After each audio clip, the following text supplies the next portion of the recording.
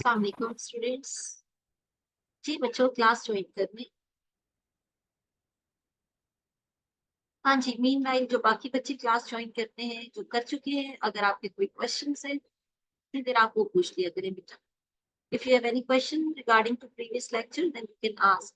वालेकुम अस्सलाम फुरदुलैन, कैसे हो बेटा आप? ठीक है जी बच्चों, जल्दी से आप ज्वाइन करें और क्वेश्चन अगर आपका कोई है तो पूछे, otherwise we will start the next. आज हमने पढ़ना है नर्व इम्पल्स। तमकीन, वालेकुम अस्सलाम जी। हम नर्व इम्पल्स पढ़ेंगे आज। तो कल हमने पढ़ लिया था रिफ्लेक्स आर्क तक, तो थोड़ा सा वो था भी आपका रिकैप था एक तरह से, जो आपका प्रीवियस है उसी की थोड़ी सी मॉडिफिकेशन थी, नथिंग न्यू। तो आज जो है वो नया हम पढ़ेंगे। जी अहमद, वालेकुम अस्सलाम अहमद। एंड मुझे नाम नहीं पढ़ा जा रहा है। ईसा, इश्तियाक एंड वलीद। जी वालेकुम अस्सलाम बच्चों। चलिए आपकी बुक ले लूं जरा, देखते हैं हमने। आज पढ़ेंगे नर्व इम्पल्स। नर्व इम्पल्स वाला जो क्वेश्चन है ना बेटा, ये लॉन्ग में आता है। What is ganglion? Ganglion is a collection of nerves. जो नर्व्स या न्यूरॉन्स जहाँ पे भी एक जगह कलेक्ट होते हैं ना, मल्टीपल, जैसे कि जब नर्व्स क्रॉस भी कर रही होती है ना, ये वाला पॉइंट जहाँ पे बहुत सारी नर्व्स क्रॉस कर रही होती है या सेल बॉडीज कलेक्ट हो जाती है, तो the junction of the many nerves and nerve impulse they make a structure, यानी कि ये जो एक rod type structure बनेगा, that is known as ganglion. It is simply a collection of nerves. Schwann cells or glial cells and the neuroglial cells are the same. No, glial cell, the neuroglial cells तो same होते हैं। Schwann cells जो होते हैं ना, they are present throughout the वो Schwann cell का हमने थोड़ा सा अलग पढ़ा था ना बच्चे। Schwann cell जो है, they are you can say, but they are labeled, अगर आप देखो ना, ग्लियल सेल, न्यूरोग्लियल सेल और श्वान सेल्स होते हैं ना, दे आर न्यूरोग्लियल सेल्स और the glial cell, they are same. Yes, they are the same. आपकी बुक के अकॉर्डिंग इतना नहीं है, आपकी बुक में अभी भी ना इनका स्ट्रक्चर बहुत सिंपल दिया, ठीक है। Schwann cells, glial cell, neuroglial cell का काम क्या है? They protect, they nourish, they are individual cell, they make the nodes in the internodes और ओवर द एक्सॉन्स, तो they also help in a circulatory movement, that's it, ठीक है। जी और क्या क्वेश्चन था जी? Schwann cells are the wrapping around the axon, yes, they cover the axon, तो उसको इंसुलेट जैसे कर लेते हैं, कवर कर लेते हैं, जैसे कि बिजली की तार के ऊपर प्लास्टिक की पूरी वो लेयर चढ़ी होती है ना, ताकि वो एक्सपोज ना हो, इसी तरह हमारी पूरी नर्व्स, न्यूरॉन्स के ऊपर, एक्सॉन्स के ऊपर ये पूरे श्वान सेल्स कवर किए होते हैं। In fact they protect are, protect तो कर ही रहे होते हैं, but they also prevent the dispersal of the message. Message जो है वो that moves in a very straight manner, कहीं पे भी डिस्पर्स नहीं होता, और वो मूव होता है directly the parts of the second, जो रिस्पॉन्स आता है because of this Schwann cells, ठीक है। यूनिपोलर न्यूरॉन, यूनिपोलर न्यूरॉन वो होते हैं ना बच्चे, unipolar neuron does not have the dendrites. एक पोल होगा बस उनका, तो दे हैव द, देखिए कोई भी न्यूरॉन है उसी में से डेंड्राइट और एक्सॉन तो अराइज हो रहे होते हैं, बट दे इंटर न्यूरॉन्स जो होते हैं, they are present as in a central nervous system and they don't have the long axons and the long extensions from their cell bodies, ठीक है। नेक्स्ट ठीक है, पेज नंबर 61 पे क्या आप कह रहे हैं जी? Sensory neurons, line number 3, the cell body, ठहर पे निकाल ले। Page number 61, sensory neuron.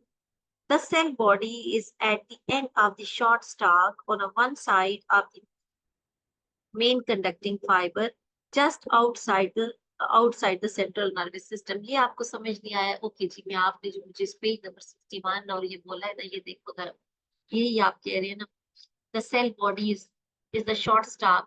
ये देखें, ये सेल बॉडी है, ठीक है, ये सेल बॉडी है, ठीक है, सेंसरी न्यूरॉन की। It is not in a pathway में ये नहीं आती। End of the cell body is at the end of the short stalk of one end of the main conducting fiber, just outside the central nervous system। ये बाहर है, इस pathway में नहीं आती, इसलिए ये थोड़ी सी बाहर है, outside the central nervous system, ठीक है। मतलब कि यूं मैसेज जा रहा है, यूं जा रहा है, और ये बीच में ये मतलब एक साइड पे है, out of the central nervous system का ये नाम, ठीक है। ओए ओए, मेरी स्क्रीन विजिबल नहीं है और मैं very sorry sorry sorry sorry, याद कराने के लिए। जी जी, इधर देखिए बच्चे, मैं तो बोर्ड पे लिख के बता रही थी आपको। अब ये बुक जो मैंने रखी है ये आपके लिए पेज नंबर 61, आप कह रहे हैं बच्चे ये cell body is just out of the central nervous system, ये बाहर को है क्योंकि पाथवे तो यहाँ से एक बार क्रॉस हो जाएगा ना, ठीक है। और कौन सा बच्चा पूछ रहा है? आ, ये किसने पूछा था क्वेश्चन? लाइक मैं ठहरे स्क्रॉल कर रही ओके जी, मॉइस को समझ आ रही है, प्लीज कैमरा ऑन करें, ठीक है जी। Do they act as an insulation? Yes, they act as an insulation. They protect and insulate. ठीक है जी। ये किसका? अच्छा, वॉइस का था, ठीक है जी, आपको clear. Okay then we will start for the next. हमने जो पढ़ना है आज का जो टॉपिक है, दैट इज वेरी इंपॉर्टेंट, ये एग्जाम में आता है। नर्व इम्पल्स जो है ना, that is comes in a long question, ठीक है।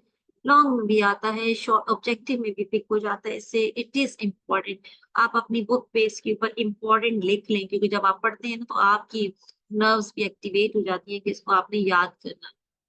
ओ मैं नर्व इम्पल्स लिखती हूँ, ठीक है। नर्व इम्पल्स, इसके ऊपर टॉपिक के ऊपर इम्पोर्टेंट लिख लो, ठीक है। ये आता है एग्जाम। अच्छा, क्या होता है जी नर्व इम्पल्स? नर्व इम्पल्स या फिर सिग्नल होता है, सिंपली सिग्नल अबाउट इंफॉर्मेशन और signal about a stimulus that is trans. देखिए कोई भी स्टिमुलस, ठीक है, स्टिमुलस से जो भी मैसेज है, लाइट का आ रहा है आपको, आवाज का आ रहा है, जो कि फाइव सेंसेस में, when it is received and it is transferred to the central nervous system and from, मैं ठहरी इसका ये बनाती हूँ, इसका पाथवे बनाती हूँ। it is received by, stimulus is received by receptors, then pass to the central nervous system, central nervous system से effectors, this is called the, this is a pathway, ठीक है। अब आपकी बुक में जो पहली दो लाइनें लिखी है उसमें सिर्फ यही बताया हुआ है कि signals about a stimulus that is transferred from the receptor to the central nervous system and to the effectors. In a technical term, हम इसके लिए टर्म यूज करते हैं nerve impulse, जो ट्रांसफर हो रहा है ना message, that is called the nerve impulse. Now, what is a nerve impulse? Nerve impulse is a way of electrochemical change. A wave होती है, सिंपली वेव की तरह ये ट्रांसफर होती है, वेव ऑफ electrochemical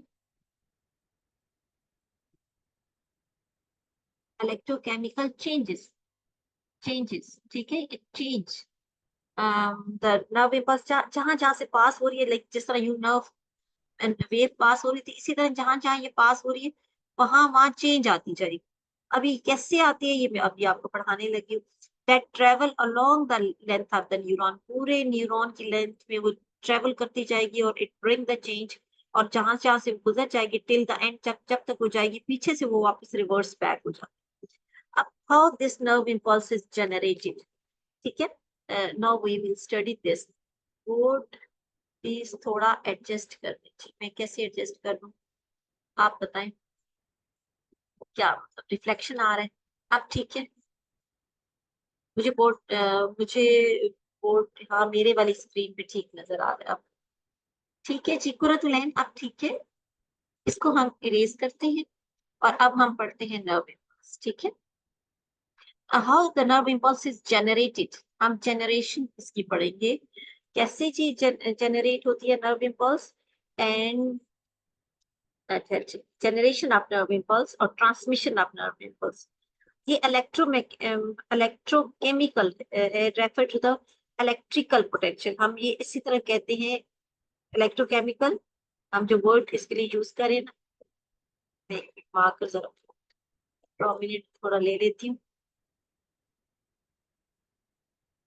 इलेक्ट्रोकेमिकल, जो नर्व इम्पल्स होती है दैट इज इलेक्ट्रोकेमिकल, इलेक्ट्रोकेमिकल का मतलब क्या है? it refer to electrical potential. Electrical potential का क्या मतलब है? The capacity या ability to do the electric work. ऐसे ही पास होती है जैसे कि इलेक्ट्रिक करंट पास होता है, but it is passed just like a electrochemical parts of the second में ये पास होगी that exist on the neuron membrane. जो न्यूरॉन के membrane है ना, उसमें ये changes लाएगी, it will pass in a parts of the second. In case of the neuron, the electrical potential is also termed as membrane potential. Electrical है and इसको हम कहते क्या है? Electrical potential. मैं जरा आपको बताती हूँ, हम ये लिख क्यों रहे, जो आपके में ये मेन पॉइंट्स है जो आपने याद रखना. इलेक्ट्रिकल पोटेंशियल, ठीक है, इट इज इलेक्ट्रिकल पोटेंशियल. लेकिन क्योंकि ये एक्सॉन है, जैसे एक्सॉन की मेम्ब्रेन से ये पास होता हुआ जा रही है, मेम्ब्रेन से, तो इस वजह से हम इसी को के लिए टर्म यूज करते हैं मेम्ब्रेन पोटेंशियल. ठीक है, क्योंकि ये एक्सॉन की मेम्ब्रेन से पास हो रहा है, मेम्ब्रेन पोटेंशियल. ठीक है, अब मेम्ब्रेन पोटेंशियल जो है two types. there is two types of membrane potential. You can say resting membrane potential and active membrane potential. ठीक है, रेस्टिंग मेम्ब्रेन पोटेंशियल का ये मतलब है जब नर्व इंपल्स जनरेट नहीं हो रही है and membrane is at the rest. ठीक है, यानी कि नॉर्मली जो आपके न्यूरॉन जो काम नहीं कर रहे होते हैं तो उस वक्त रेस्टिंग मेम्ब्रेन पोटेंशियल चल रहा होता है. When nerve impulse is generated, then it is called the active membrane potential. उस जहां से पास हो रही होती है हम उसको कहते हैं एक्टिव मेम्ब्रेन पोटेंशियल. ओ बच्चे, किसने पूछा? ये सब बच्चे आंसर करती हूँ मैं भी आपको. पहले आप ये सुनते हैं, फिर एंड पे मैं बताती हूँ, तो आप मुझे दोबारा से कुछ याद करा देना. ठीक है बेटा. हिफ्सा, आपका क्वेश्चन मैंने पढ़ लिया, लेकिन आप बीच में आप डिस्टर्बेंस हो जाएगी. हम टॉपिक दूसरा शुरू कर चुके हैं, मैं आपको एंड पे बता दूँ. अब आप ये समझे, सिर्फ पहले इसको समझ ली कि नर्व इम्पल्स जनरेट होती है ना, इलेक्ट्रोकेमिकल चार्ज की तरह ये पास होती है. और इसमें इनफैक्ट होता क्या है, मेम्ब्रेन में जो न्यूरॉन की मेम्ब्रेन है उसमें इलेक्ट्रिक पोटेंशियल होता है, क्योंकि वो along the membrane of the neuron और एक्सॉन्स पास हो रहा होता है, तो हम उसको कहते हैं membrane potential. And it is referred to as a resting membrane potential when nerve impulse is not generated, and it is called the active membrane potential when the membrane से पास हो रहा होता है, नर्व impulse जनरेट हो रही होती है. अब हम वन बाय वन इसको पढ़ेंगे. Resting membrane potential. ठीक है, resting membrane potential is characterised by, इसका होता क्या है, इट्स पोलर होता है. इसमें यू करके है कि पॉजिटिव पॉजिटिव चार्ज जो है वो more positive charge to the outside. ठीक है, पॉजिटिव चार्ज यू करके आउटसाइड होता है इसमें, एंड नेगेटिव चार्ज इनसाइड. ठीक है, अब इसमें क्या होता है, अब देखिए बाहर पॉजिटिव चार्ज है और अंदर नेगेटिव चार्ज है, तो हम इस स्टेट को क्या कहेंगे? इस स्टेट को हम कहेंगे पोलराइज्ड स्टेट. पोलराइज्ड का क्या मतलब है? दो पोल्स स्टैब्लिश हो गए, बाहर पॉजिटिव पोल है, एंड है, और अंदर नेगेटिव एंड है. ठीक है, अब ये इसकी पोलैरिटी या इसकी जब हम इसको चेक करते हैं तो ये कितना होता है? इतना होता है कि इसके मिली वोल्ट भी जब हम इसको चेक करते हैं तो अंदर कितना होता है? -70 मिली वोल्ट अंदर माइनस में है. बाहर कितना होता है? बाहर +70 मिली वोल्ट. ठीक है, अच्छा, अब देखें बच्चे, अभी इसमें क्या है कि it is characterised by more positive surfaces on the neuron membrane than the inner surfaces. ठीक है, this state is known as polarized state and the neuron is supposed to be at rest. That's why it is known as resting membrane potential. ठीक है, this means that there is an unequal distribution of ions on the two sides. ठीक है, the potential generated measured by 70 millivolt. 70 millivolt कहाँ पे होगा? With the inside of the membrane negative और outside of the membrane क्या होगा? Positive. ठीक हो गया? यहाँ तक समझ आती है आपको? So that the resting membrane potential is expressed as -70 millivolt and minus इसमें किस चीज को इंडिकेट कर रहा है? नेगेटिव जो है ना, कंपेयर टू द आउटसाइड, अंदर माइनस है और बाहर क्या है, प्लस में आएगा, +70, ठीक है। इनसाइड जो नेगेटिव है और बाहर आउटसाइड क्या है, that is positive. It causes the resting membrane potential because it occurs when the membrane is not being stimulated. It is not being stimulated. It is at rest. Resting membrane potential is established by the following factors. अब हम factors पढ़ते हैं। यहाँ तक मुझे बताइए, यहाँ तक समझ आया? हमने सिर्फ रेस्टिंग मेम्ब्रेन पोटेंशियल का सिर्फ पढ़ा है कि रेस्टिंग मेम्ब्रेन पोटेंशियल में के केस में क्या होगा, अंदर नेगेटिव चार्ज होता है, बाहर पॉजिटिव चार्ज होता है। और जो बाहर पॉजिटिव चार्ज क्यों है, या फिर कौन से फैक्टर्स हैं जिस वजह से बाहर और अंदर के चार्ज में डिफरेंस होता है। अब हम ये फैक्टर्स पढ़ने लगे, ठीक है। ओके जी, the factors that are responsible for the change in discharge distribution. Factors हैं वो क्या क्या है जी। अभी जी नेक्स्ट इसमें हमने ये पढ़ना है कि distribution and active movement of sodium and potassium, ठीक है। सोडियम, मैं इसको शॉर्ट थोड़ा लिखूंगी, सोडियम एंड पोटेशियम आयन, यहाँ मैं इसको सिंबल से ही बना लेती हूँ, सोडियम एंड पोटेशियम आयंस। अब अनइक्वल डिस्ट्रीब्यूशन होती है इस वजह से द कंसंट्रेशन आप, अब इसको आप मैं यहाँ बना के आपको बताती हूँ, ये आप अपनी बुक पे अपने पास ही बना लीजिएगा तो ये आपको इससे याद रहेगा, ठीक है। अभी देखिए बच्चे, the concentration of the potassium ion is 30 times greater. ये जो लाइन है ना, इसको मैं शॉर्टकट में आपको बता दी हूँ, अपने याद कैसे करना है।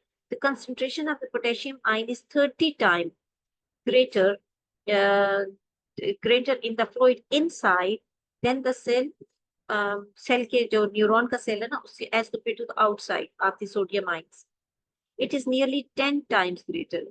इसका मैं क्या मतलब है, ठहरे मैं एक मिनट, इसका पहले मैं आपको बताती हूँ कि होता क्या है कि 3 सोडियम जो है ना, 3 sodium they are pushed out, ठीक है। सोडियम की कंसंट्रेशन में यहाँ पे ठहरे ये लिख देती हूँ कि सोडियम की कंसंट्रेशन, सोडियम आयंस कितने टाइम्स, एक्स का मतलब है टाइम्स, इतने टाइम्स, कितने टाइम्स ग्रेटर है, 10 टाइम्स ग्रेटर, ये हम शॉर्ट में लिख रहे हैं, ठीक है। और पोटेशियम क्या होता है, potassium ions they are 30 times greater, ठीक है।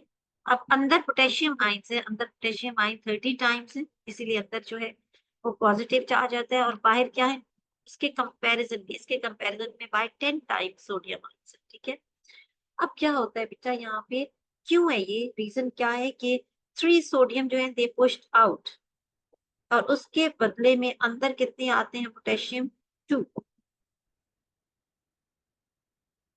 अब सोडियम बाहर ज्यादा जा रहा है और अंदर पोटेशियम कितना आ रहा है, कम आ रहा है ना, 2 पोटेशियम अंदर आते हैं, 3 सोडियम बाहर जाते हैं, 3 सोडियम के मॉलिक्यूल से पॉजिटिव है, जब बाहर जाएंगे और अंदर 2 पोटेशियम के आ रहे हैं, तो फिर क्या होगा, अंदर जो होगा क्या हो जाएगा, इस तरह से, इस तरह इसकी कंसंट्रेशन ये वेरी करेगी। ये जो मैंने लिखा है ना, अभी आप देखिए अपने टेक्स्ट को भी, मैं इसको जरा पढ़ती भी हूँ, आप समझे इसको, आप अंडरस्टैंड करते हैं लाइंस को या नहीं, क्योंकि इसमें बच्चों को प्रॉब्लम होता है, ठीक है, समझने में।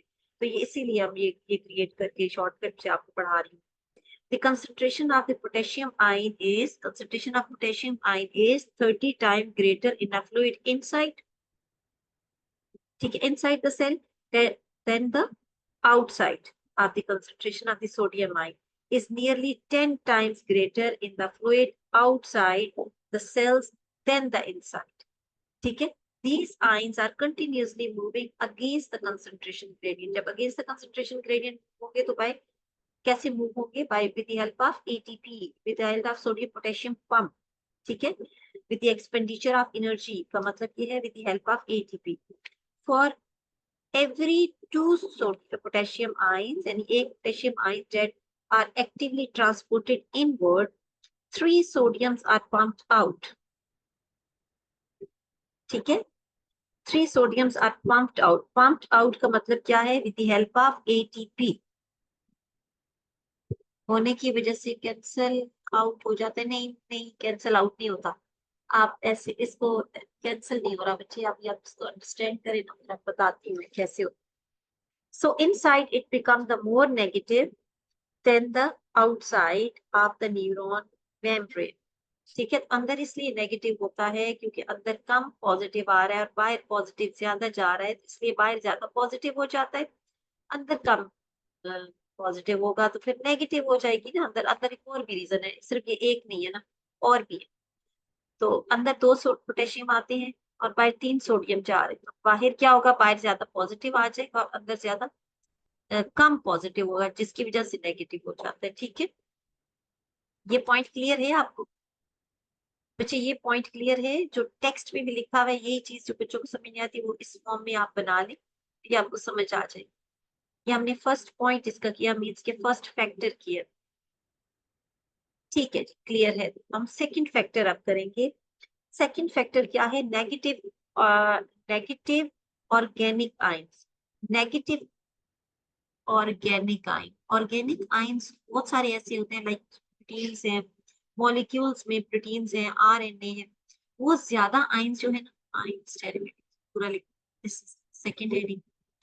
ठीक है, अब इसमें क्या होता है कि ये वाले ions inside the membrane, inside the, हम कह सकते हैं जो न्यूरॉन, वो ज्यादा होते हैं एज कंपेयर टू बाहर जो उसके आउटसाइड. दैट्स व्हाई इनर जो होता है that become the more negative. क्या है जी? There are many type of the organic compound in the neuron cytoplasm. They also have the negative charge, means कि प्रोटीन्स होते हैं, अमीनो एसिड नेगेटिवली चार्ज है, प्रोटीन्स नेगेटिवली चार्ज है, RNA है. traces of these charge जो negative charge ions molecules जो है inside the membrane, they make it more negative. ठीक है, ओके बच्चे, ये सेकंड पॉइंट.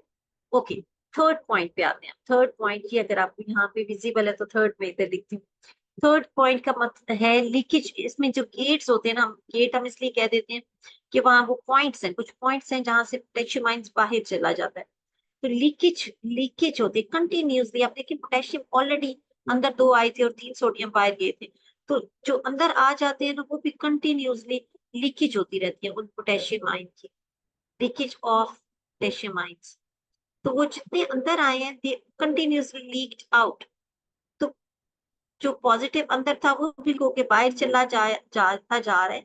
इस वजह से क्या होगा कि जो गेट्स है ना, आप ये कहें कि गेट, जैसे ये गेट है सोडियम पोटेशियम का गेट, ये गेट है, it is not closed properly, तो पोटेशियम यहाँ से बाहर जाते रहते हैं. ठीक है, पोटेशियम आयंस आराम से वो बाहर लीक आउट होते रहते हैं, because the gates are not completely tightly closed, yeah, they are not completely closed. So the potassium ions they leaked out from the membrane outside, so that's why it is more negative inside than outside. ये बताइए third point पे clear है आपको?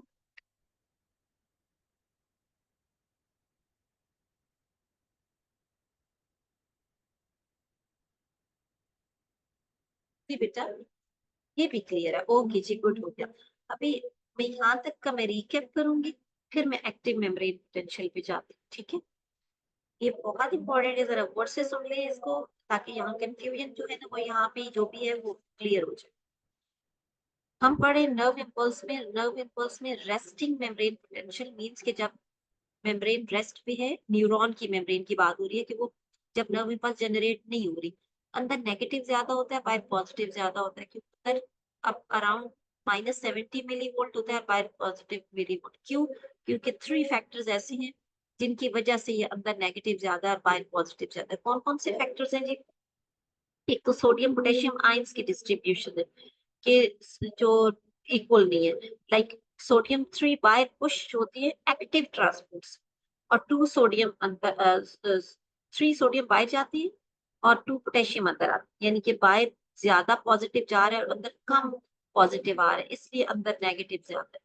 और इन्होंने ये कुछ आपकी टेक्स्ट में लिखा है जिसको मैंने यहाँ पे की में लिखा है कि सोडियम आयंस 10 टाइम्स मोर बाहर मूव हो रही है और पोटेशियम आयंस 30 टाइम्स जो है वो है वो उनकी मूवमेंट का जो है ना, ये वो हमने की पॉइंट लिखा था, इसको आप देखिए, that's why it's more negative inside. Next क्या है जी, negative organic compound they are present more inside the membrane that that make it more negative to the inner lumen of the membrane, ठीक है। और थर्ड वन क्या है, leakage of the potassium ion gates, they are not completely closed, जो membrane के points होते हैं they are open, so the potassium ions they continuously leaked out of the membrane, so it make it more negative inside as compared to the outside, that's it, ठीक है। ये यहाँ तक clear हो गया। ये बच्चे हमने अभी पढ़ा नहीं है थ्रेशोल्ड, मैं बताने लगी।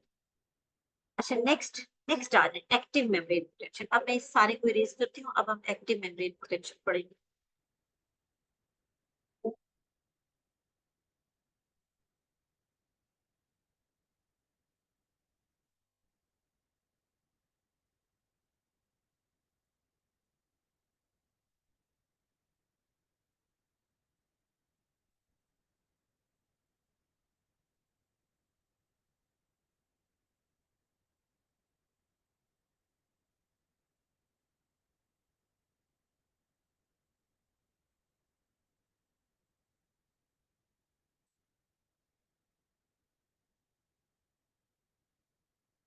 पोटेशियम आयन जो है जी, मेम्ब्रेन जो होती है परमिएबल तो है, but there are the some points in a membrane that allow that are not completely closed, so the potassium ion they keep on moving to the outside, वो बाहर ज्यादा मूव हो जाता है पोटेशियम आयन, दैट्स व्हाई हम उसको leakage की term में लेते हैं, ठीक है जी मरियम।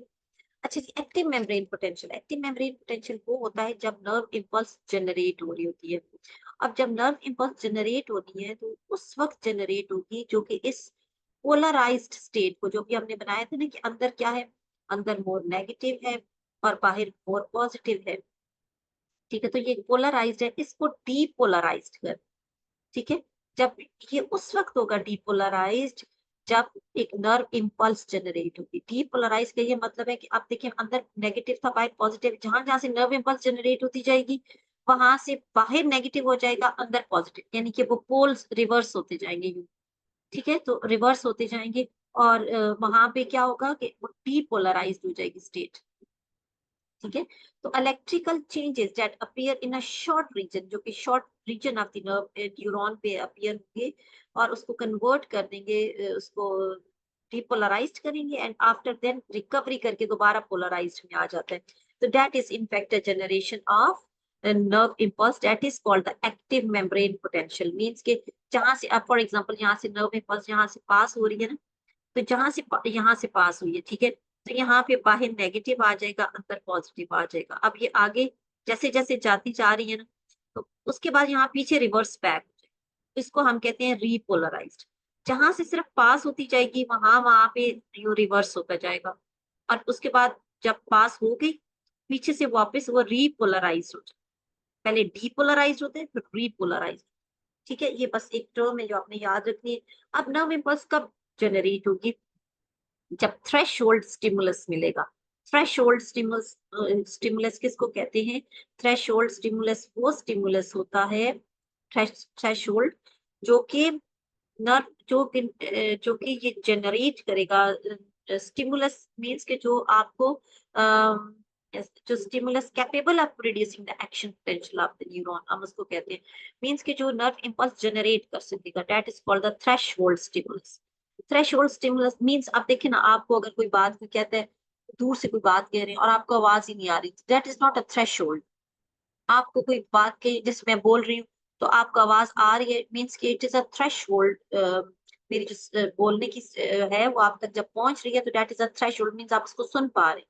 अगर आप किसको पता ही नहीं चल रहा है किसी चीज का, तो that is not a threshold frequency, ठीक है।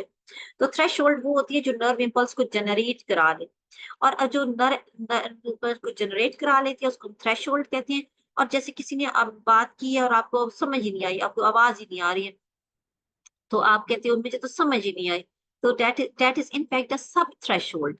उसको हम सब थ्रेशोल्ड कहेंगे, यानी उससे सब का मतलब होता है बिलो, यानी कि उस लेवल से बिलो है, that's why it is not able to generate the nerve impulse, ठीक है। तो वो नर्व इम्पल्स जनरेट तब होगी जब थ्रेशोल्ड होगी होगा, ठीक है। स्टिमुलस, थ्रेशोल्ड है क्या, थ्रेशोल्ड स्टिमुलस, एमयूएस, ठीक है। स्टिमुलस जब थ्रेशोल्ड होगा तो नर्व इम्पल्स जनरेट होगी। ये चीज समझ आती है बच्चे आपको? थ्रेशोल्ड स्टिमुलस होगा तो नर्व इम्पल्स जनरेट हो जाएगी। जैसे ही थ्रेशोल्ड स्टिमुलस मिलता है उसके बाद होता क्या है, फर्स्ट पॉइंट क्या होगा, influx of sodium ion, influx of sodium ion. अब देखिए सोडियम आयन इनफ्लक्स का मतलब है moving inward of sodium ions. अब सोडियम आयंस जब अंदर आएंगे, आप देखिए जब सोडियम आयन बाहर से अंदर आएंगे तो अंदर वाले नेगेटिव को, पहले वो -70 मिली वोल्ट था, सॉरी 70 मिली वोल्ट था अंदर, ठीक है। तो जैसे नर्व इम्पल्स आएगी तो पहले वो क्या हो जाएगा, 0 हो जाएगा, उसके बाद वो +70 हो जाएगा, ठीक है। जैसे नर्व इम्पल्स जहां से यूं जनरेट होगी 0 हो जाएगा, फिर +70 हो जाएगा, फिर वापस रिवर्स बैक, ठीक है।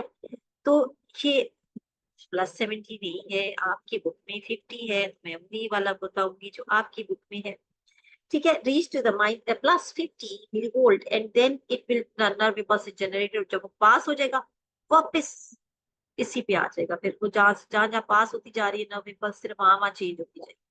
And it take place, it happens only in a 1 millisecond. जो सोडियम गेट ओपन होते हैं मींस कि जहाँ सोडियम गेट ओपन हो जाएंगे, सोडियम अंदर आएगा, जितना सोडियम अंदर आएगा माइनस को 0 में ले जाएगा, 0 से प्लस में ले जाएगा, +50 मिलीवोल्ट, ठीक है। और उससे क्या होगा, अंदर पॉजिटिव चार्ज आ जाएगा। ये एक्सटर्नल होता है या बॉडी खुद करती है, ये नर्व इम्पल्स जनरेट होगी बच्चे, ये हमारा सेंट्रल नर्वस सिस्टम जनरेट करता है नर्व इम्पल्स, ठीक है। तो हमारे सेंस, हमारा ब्रेन, हमारा स्पाइनल कॉर्ड वो ये काम करे, ठीक है। हम स्टिमुलस रिसीव करते हैं, मीन हमारे अगर सेंसेस काम कर रहे हैं तो हम रिस्पॉन्स देते हैं ना, तो हमारे अगर सेंसेस काम कर रहे हैं तो then we receive the threshold, वो भी जी, जैसे जोर की आवाज आई है तो आपने उसके बदले में आपने कोई रिस्पॉन्स शो किया है, तो मीन्स के that is up to the threshold frequency है, तो आपको स्टिमुलस इसलिए रिसीव हुआ है। तो आपने जो उसका रिस्पॉन्स दिया है वो नर्व इम्पल्स जनरेट हुई है, उसके बाद आपका रिस्पॉन्स आता है, ठीक है। अच्छा ये समझ आ गई आपको, this is called the influx of sodium ions. Influx का मीनिंग है मूविंग इनवर्ड, मूविंग इनवर्ड, ठीक है। सोडियम आयन अंदर को क्यों मूव होंगे, बिकॉज सोडियम गेट ओपन हो जाएंगे। सोडियम एकदम से जब अंदर आएगा तो -70 मिलीवोल्ट से 0 पे जाएगा, फिर 50 मिलीवोल्ट पे आ जाएगा, अंदर पॉजिटिव हो जाएगा, ठीक है। अब जब पॉजिटिव हो जाएगा उसके बाद क्या होगा, जहां जहां नर्व इम्पल्स जनरेट हो जाएगी उसके बाद वो वापस रीपोलराइज हो जाएगा। रीपोलराइज मीन कि वो वापस अगेन कन्वर्ट बैक हो जाएगा, वापस आएगा 0 से, फिर -70 मिलीवोल्ट, ठीक है। अब रीपोलराइजेशन कैसे होगी, पोटेशियम आयन जो है डिफ्यूज आउट हो जाएंगे और दोबारा से वो नेगेटिव चार्ज अटेन हो जाएगा। लेकिन इस नेगेटिव चार्ज अटेन होने से पहले जो वापस जब ये आएगा तो -70 से भी पहले एक हाइपर पोलराइजेशन की टर्म आती है, मोर जो है ना, हम कहते हैं कि हाइपर पोलराइज, मैं यहाँ लिखती हूँ, हाइपर, हाइपर का मतलब होता है अबव, पोलराइज्ड स्टेट भी होगी लेकिन वो -70 से भी थोड़ी सी +70 से थोड़ी सी ऊपर चली जाती है, पोलराइज्ड के बाद क्योंकि हाइपर पोलराइजेशन। हाइपर का मतलब होता है अबव पोलराइजेशन। इसमें आपके बुक में ग्राफ भी है कि जब ये पीक में यूं जाएगा ना रीपोलराइज होने के बाद, जब वो वापस आएगा, वापस आने के बाद थोड़ा सा ये नीचे जाके फिर वापस आता है, क्योंकि वो एकदम से ये वाला जो पॉइंट हाइपर पोलराइजेशन का आएगा वो इसलिए आएगा क्योंकि sodium gates are not close, जी सोडियम गेट जो क्लोज नहीं होते, और वहां पे पोटेशियम भी अंदर प्रेजेंट है तो वो ज्यादा पॉजिटिव होता है और उसके बाद फिर नेगेटिव हो जाए, ठीक है। क्लियर है जी जबेरिया, आपको क्लियर हो गया? इफ सर, मतलब आप पूछ रहे हैं, अच्छा sodium gates are not close का ये मतलब है यहाँ पे ओपनिंग है बच्चे, ये जो मेम्ब्रेन है ना इसके पे बहुत सारी जगहों पे यहाँ पे ओपनिंग पॉइंट्स हैं, दीज जहां से सोडियम एंटर होता है या लीव करता है, these are called the sodium gates. तो सोडियम गेट जो होते हैं वो फौरन से बंद नहीं हो जाते, फौरन से जब बंद नहीं होते तो उसमें क्या होगा, हाइपर पोलराइजेशन होगी, ठीक है। और हाइपर पोलराइजेशन के बाद मीन्स के -70 पे उसने आना है ना, -70 से भी थोड़ा सा आगे चला जाता है और फिर वो वापस आ जाएगा दोबारा से रेस्टिंग मेम्ब्रेन पोटेंशियल पे, दोबारा से इसी इसी कंडीशन में वो वापस आ जाएगी, जब मेम्ब्रेन पोटेंशियल वापस हो जाएगी फिर वो रेस्टिंग मेम्ब्रेन पोटेंशियल पे आ जाएगा। Before coming to this, it goes into the hyper polarization, mean के अंदर ज्यादा पॉजिटिव हो जाएगा, बाहर ज्यादा नेगेटिव होगा, और फिर उसके बाद फिर अंदर नेगेटिव और फिर पॉजिटिव दोबारा से मेंटेन होगा। हाइपर का मतलब होता है कि वो थोड़ी सी और उसमें, जी बच्चे मैं दोबारा से इसको करती हूँ। हाइपर पोलराइजेशन में ना आपकी बुक में एक ग्राफ बताया हुआ है, मैं 1 मिनट ये ग्राफ आपके सामने रखती हूँ। आपने इसमें ग्राफ बनाना भी है और इसी को देखना है। एक सेकंड, आप देखिए इसको। ये है ना हाइपर पोलराइजेशन। तो हाइपर पोलराइजेशन में ये देखिए, ये पीक हुई ना, इसने वापस जब आना है रेस्टिंग मेम्ब्रेन पोटेंशियल की तरफ, तो रेस्टिंग मेम्ब्रेन पोटेंशियल वो थोड़ा सा डीप चला जाता है। ये जो छोटी सी पीक नीचे जा रही है, this is called the hyper polarization. Till the gate जो है नॉर्मली वो ओपन क्लोज होते हैं सोडियम के लिए, और उसके बाद फिर ये वापस आ जाएगा, यानी कि वापस दोबारा से अंदर नेगेटिव और वापस बाहर पॉजिटिव चार्ज आ जाएगा। तो ये वाला जो पॉइंट है, जैसे ही थ्रेशोल्ड पोटेंशियल मिलता है एकदम से डीपोलराइज होता है, वापस डीपोलराइज होने के बाद दोबारा रीपोलराइज होगा, रीपोलराइज होते हुए वो हाइपर पोलराइज होने के बाद नॉर्मल आता है। तो ये जो peak, this peak show at that time negative potential जो होता है ना, इनफैक्ट होता क्या है कि there is a slight overshoot. ये जो slight overshoot in negative potential, then the original resting membrane potential, that is called the hyperpolarization. ये क्यों होता है? Slight delay in closing of the potassium gates. Potassium gates हमने बताया ना, potassium gate और सोडियम गेट्स है जो मेम्ब्रेन के अंदर है। तो पोटेशियम गेट्स जो होते हैं वो क्लोज, लेट क्लोज होते हैं ना, तो अंदर पोटेशियम ज्यादा रह जाएगा, तो अंदर ज्यादा पॉजिटिव, और एक मींस के चार्ज का इम्बैलेंसिंग थोड़ी सी होगी, और उसके बाद वो नॉर्मल अपनी उस रेस्टिंग मेम्ब्रेन पोटेंशियल पे आ जाएगा। That is called the hyperpolarization. ठीक है। उसके बाद रिफ्रैक्टरी पीरियड जो इन्होंने यहाँ पे बताया, रिफ्रैक्टरी पीरियड भी वो है कि it will become after an action potential, mean के जब नर्व इम्पल्स जनरेट हो जाती है, उसके बाद क्या होता है, रिफ्रैक्टरी पीरियड आता है, मीन्स के it moves toward the normal. Refractory period वो वाला पीरियड होता है जो कि स्टिमुलेट होने के बाद, नर्व इम्पल्स स्टिमुलेट हो जाती है, उसके बाद वो रिकवरी की तरफ वापस जाता है कि नर्व फाइबर जो है it recover back, that is called the refractory period. वो ओरिजिनली वापस उसी में आ जाता है, अंदर -70 और बाहर प्लस 70 पे। तो ओरिजिनल आयनिक डिस्ट्रीब्यूशन इज, जो सोडियम पोटेशियम पंप से ये वापस रिस्टोर बैक हो जाएगा, that is called the resting refractory period. और इसका टाइम आपने याद रखना है। देखिए इसको आप हाईलाइट कर लेंगे, इसका टाइम कितना है, 4 मिली सेकेंड सिर्फ इसको लगते हैं, 4 millisecond. Now you can imagine कि कितने शॉर्ट टाइम में ये नर्व इम्पल्स जनरेट होती है। और टू, आप देखिए यहाँ एक और विनर लिखा है, so the neuron can pass और कंडक्ट द 250 नर्व इम्पल्स पर सेकेंड। एक सेकेंड में एक न्यूरॉन के अंदर 250 इम्पल्सेस जो है वो जनरेट हो सकते। ठीक है। अब बताइए जी, आपको आपको ऑब्वियसली यहाँ पे बहुत जल्दी आपने उस तरह एब्जॉर्ब नहीं कर सक रहे होंगे। जी, एटीपी रिक्वायर्ड होते हैं, यस, सोडियम पोटेशियम पंप में एटीपी रिक्वायर्ड होता है। जो हम ये बात कर रहे हैं ना कि वो रेस्टिंग मेम्ब्रेन पोटेंशियल पे भी सोडियम, ये बच्चे जो हमने यहाँ बात की थी कि sodium it is pumped out and potassium is pumped in, तो ये यहाँ पे होगा ना, एटीपी की प्रेजेंस में होगा विद। आपकी बुक में यहाँ मैंने बल्कि आपको यहाँ लिखा था ना, एक्सपेंडिचर ऑफ एनर्जी, यहाँ मैंने आपको कहा कि आप लिखें with the help of ATP, ATP की हेल्प से हो रहा है। ठीक है। कितने मॉलिक्यूल ऑफ एटीपी ये नहीं है आपकी बुक में still it's given very simple, और इतना ज्यादा डिटेल नहीं है। ठीक है।